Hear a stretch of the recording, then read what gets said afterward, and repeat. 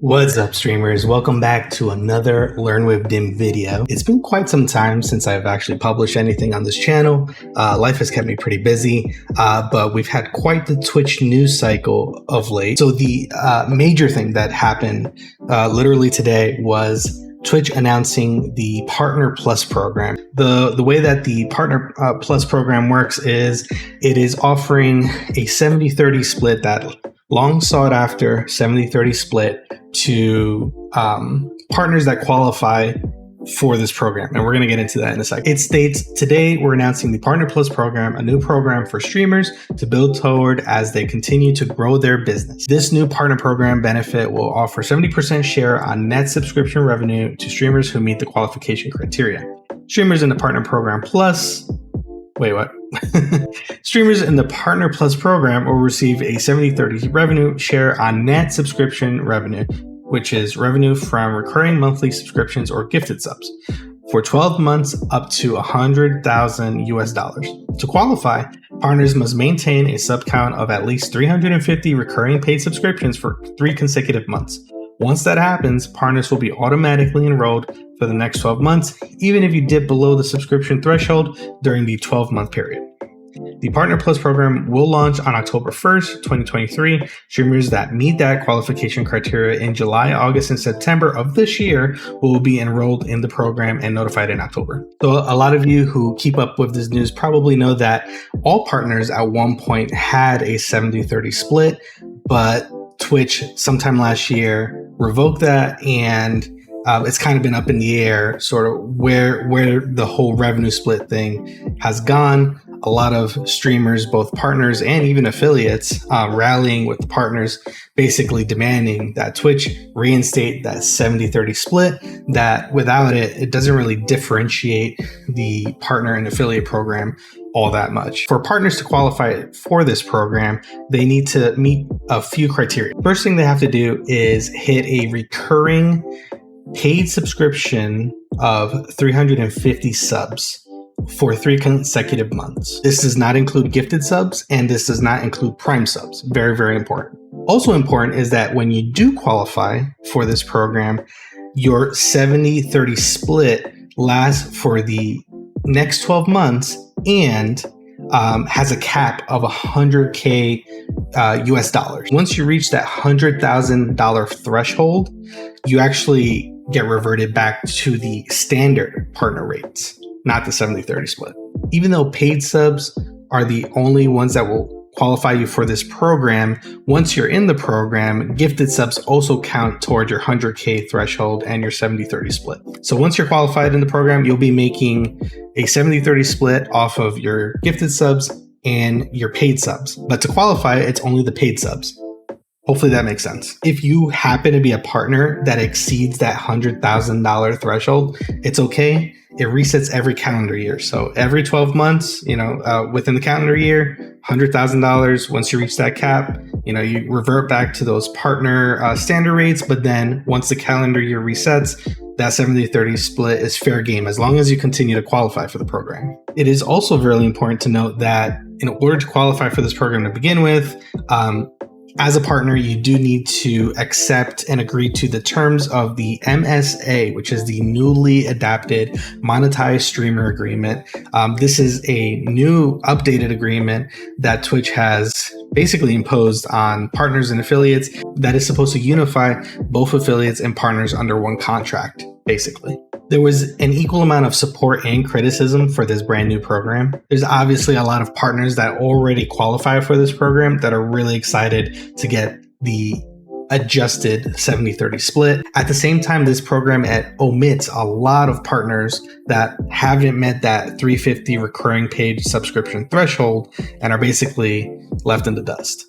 Dan Clancy did jump on the Twitch channel to answer some questions from chat. So there are a couple important ones that I want to highlight. One of the questions that was asked during the stream was, why isn't the offer, this Partner Plus program offer, being offered to everyone, regardless of what your status is, right? Even if it was just to all partners. To that, Dan basically explained that they wanted to offer something that benefited their full-time content creators.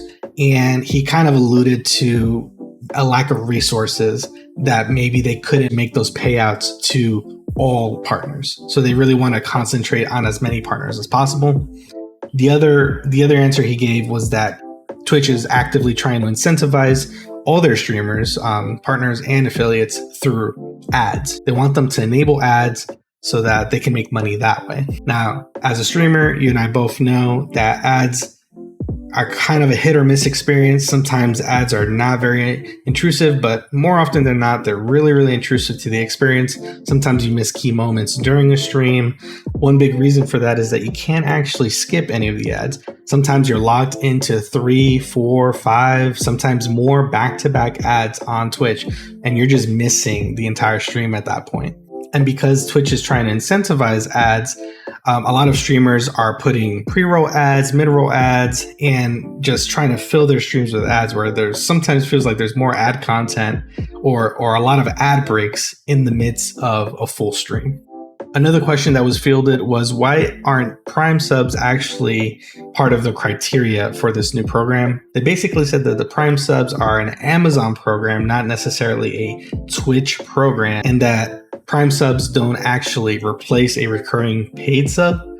It's kind of a weird answer, but I guess I kind of understand where they're coming from. It is a separate program, so they're not really counting it as part of this. And then along with that answer, they also answered why gifted subs didn't count to qualifying for this program. I think the main point that they were trying to hit on was that they were worried about people kind of gaming the system. Obviously, one person can gift 350 subs to another person, and that could be a problem when trying to be fair amongst all the partners. The other good reason was that regional pricing also comes into play when it comes to gifted subs as well, so they didn't want people kind of gaming it that way. So I kind of get that one. That's one that I understand the point of not including the gifted subs. And I think the more important thing is that the gifted subs that you earn do count toward your revenue split, the 70-30, once you qualify for the program. I think that's more important, than the does it count toward qualifying. I did see that one person asked how this program compares to one of Twitch's competitors, YouTube, and their partner program. And Dan Clancy kind of fumbled through this one. I don't think he had a really strong answer. He basically said, we're two different programs and we're offering some things and they're offering different things, and that's okay. He felt that their offer was strong enough to keep streamers on Twitch's platform. I don't know about that, Dan. A lot of people are kind of, I don't know. They're not really vibing with you right now. If you're curious about the full details of this new program, there is an article on the Twitch website called the Partner Program Overview, and you can see that Partner Plus has its own section that really gets into the details of what it takes to qualify, answering some FAQs, all that stuff. I think lastly, I want to leave you guys with a couple of different opinions that I kind of fielded on Twitter. Twitter's been basically aflame with this news.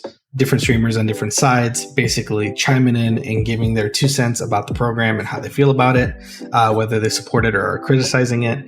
So I want to highlight a couple different of these streamers. This one by @Smartbee I thought was a pretty interesting one. So he basically says, Twitch's new Partner Plus announcement should have been a partner dispatch announcement, not a worldwide one. This is purely for saving face, as it only affects a very small amount of partners. In fact, this will only affect the top 5 to 7% of all partners. And he claims to have done the math. So here's the math. There are only 42K active partners live on Twitch in the past 90 days, according to Sully Gnome, which is a Twitch analytics platform. Of those 42,000, only 2,400, roughly 2,400 partners average more than 1,000 views. So if you assume that these partners with 1,000 views are accumulating 350 paid subs or more, basically this whole partner program only makes a difference for 0.10% of all monetized streamers on the platform. And he leaves it off with saying, another common Twitch post to us as being creator friendly. Here's a tweet from Jen that's offering a different perspective on this whole debate. She says, I don't get the negativity. The new Partner Plus program is cool. I'm not eligible, but I'm so freaking excited for those who are, and it's a lot more accessible than the previous requirements. For those who don't know, here's what the 70/30 requirements were before, and there's a screenshot that basically says what was required to actually get that 70/30 split. So it says, currently we will consider partners who have reached 500 subs for at least 3 months in a row for a better revenue split. Gifted and Twitch Prime subscriptions do not count toward the 500 needed. So, this is, when you're looking at this in context, this isn't a brand new program. It's being marketed that way. It's not a brand new program. There did exist in the past a 70/30 split for partners. In this case, it was for 500 recurring subs. With these new requirements, they have lowered that threshold significantly. I still think that there are a lot of streamers, especially on Twitter, kind of expressing worry that they're not sure if they can hit those goals, but it is objectively a lower threshold than the offer that existed prior. As an affiliate streamer on Twitch, I am once again disappointed that another Twitch announcement has come and gone, and absolutely nothing is beneficial to the affiliates who work just as hard as the partners of that are on the Twitch platform. I think the community's been pretty vocal about demanding a 70/30 split across the board to affiliates and to partners.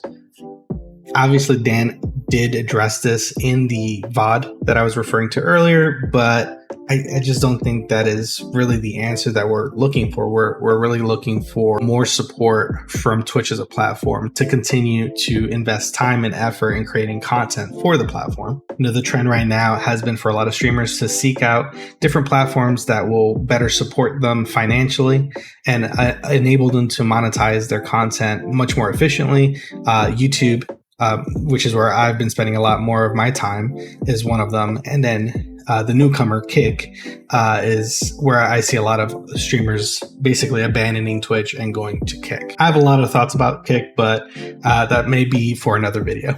Here's a tweet from Loco, who usually has really good takes.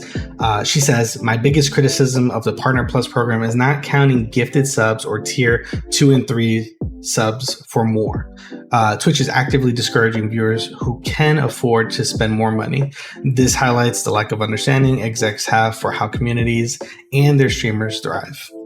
I think in general, I agree with where she's coming from. We did already talk about why they don't include the gifted subs, because basically anyone can kind of game that, and that could be problematic and cause an unfair playing field for everyone. The tier 2 and tier 3 subs, I think that would be kind of interesting, that maybe as an added benefit, if you do have any tier 2, tier 3 subs, those should also be counted toward the qualifications, or maybe you should get a better split on it. I definitely think Twitch should find a way to include those tier 2 and tier 3 subs in some kind of fashion. I personally don't really have any ideas about that, but I definitely open it up to the floor. I think overall, this is definitely a step in the right direction for a very small segment of partners, but I feel like it still isn't the answer for the majority of partners who miss out on this program, as well as the affiliates who basically get nothing out of this program. I'm hoping that in the future, Twitch does revamp the affiliate program. Maybe there's an opportunity for an affiliate program plus, if they really need to do it that way, that incentivizes streamers to continue to create content on their platform versus running off and looking for other places to stream and create content. I think it's also very important to note that there are platforms that are offering better splits.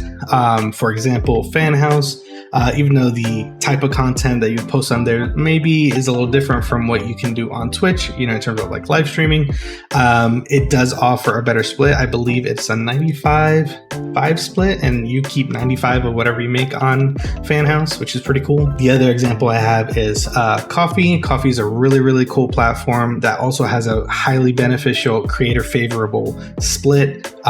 Definitely nothing close to what Twitch is currently offering. I'm definitely the one that would love to continue to support platforms that are more creator focused. I understand that these businesses need to make money somehow. I do get that. I just feel like it shouldn't be at the expense of the creators that are basically the only reason why you have a platform to begin with. I'll be monitoring this over the next 3 months as partners begin to be qualified for the program. And like I said earlier, the program officially launches in October. So I don't think we'll really get a good sense of whether the program is worthwhile or not until probably beginning of 2024. A few months will have passed. We'll get some perspectives on some of the partners who maybe vocalize continued support or continued criticism about the program. We'll see then. I think that's going to do it for me. I would definitely love to know, if you are a streamer on Twitch, how do you feel about the Partner Plus program? Are you one of the streamers that are fortunate enough to qualify for it? Or are you like me, where basically we're not getting anything out of this program at this moment? Don't forget to like this video and subscribe to the channel for more tutorials and news in the creator space. Until next time.